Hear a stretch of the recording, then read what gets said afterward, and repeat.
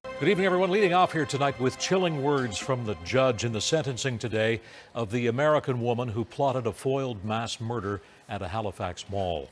The judge said there is no doubt the plan, had it been carried out, would have resulted in mass casualties.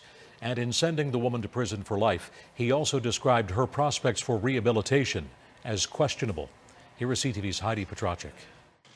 As with many of her other court appearances, Lindsay Souvannarath showed no visible emotion when hearing her sentence, life in prison.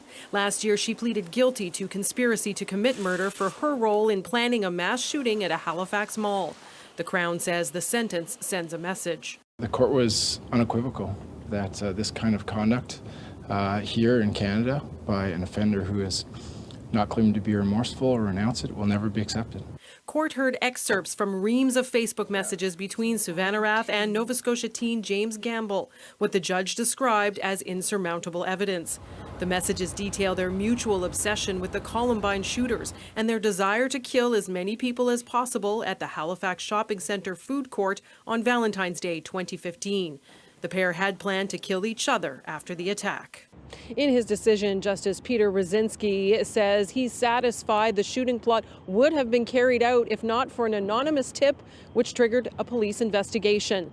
He also said Souvannarath is and will remain a threat to public safety. Crown Prosecutor Shauna McDonald says the shooting plot would have changed the city forever. This made it very real, brought it home to us that our community is at risk, was at risk, and that something very serious was only narrowly averted by the quick action of the police and our Halifax Regional Police and our CMP. Souvannarath was arrested at the Halifax International Airport after being detained by Canada Border Services. The agency says the American could be sent back to the States if granted parole. Upon completion, as a foreign national, she will be subject to a report under the Immigration and Refugee Protection Act and will likely face deportation from Canada. Her parents will have to travel to Canada to visit their daughter. They left court today without commenting. Souvannarath is the final person to be sentenced in the mall plot. Randall Shepard is serving 10 years, and James Gamble died after shooting himself at his parents' home in 2015. Souvannarath will be eligible to apply for parole in 7 years.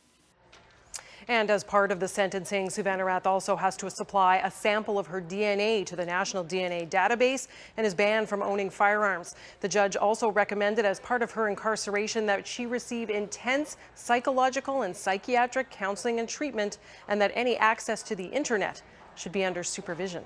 Steve. Heidi, thank you. CTV's Heidi Petracek leading us off tonight in the News Center.